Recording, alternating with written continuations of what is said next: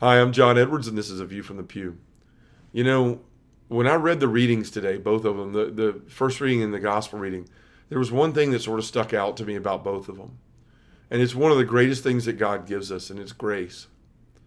You know, you may be a person that's made a lot of mistakes in your life, that's done a lot of bad things, wrong things. You've hurt people, you've hurt yourself, and you may think that there's no hope for you.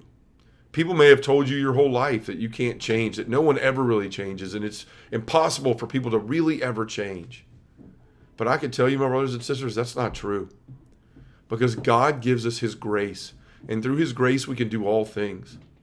Paul says that in the first reading.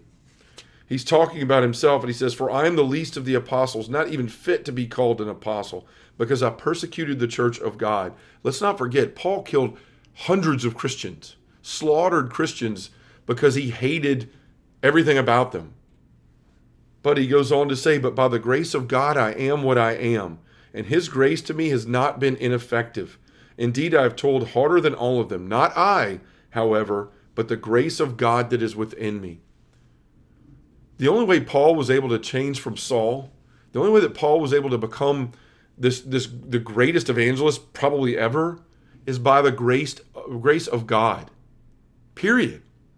That's why he says things like, "I could do all things through Christ who strengthens me."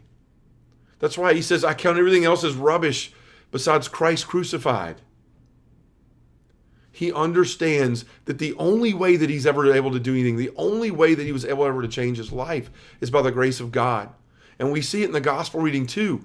We see the woman that comes in and she begins to wash Jesus' feet with her own tears and with oil and drying with her hair. And the Pharisees he's with, they begin to say, if he was any sort of prophet, he would know what type of woman this is and would have nothing to do with her. He would know she is a sinner. But Christ, because of this great sign of faith by her, he says that her many sins have been forgiven. Hence, she has shown great love. This woman got a second chance at life because God's grace allowed her to do so. Jesus poured His grace and His love and His mercy out on her. So don't ever let anybody tell you in your life that you can't change, that you can't be different. Because both of these people in the readings today, St. Paul and the woman who washed Jesus' feet, they both were able to change their life and leave behind a life of sin and all the mistakes, everything they've made, not by their own power, but by the grace of God. And you can do the same thing. All you have to do is have that faith and allow Him to give you that gift of His grace. Thanks for your time. God bless.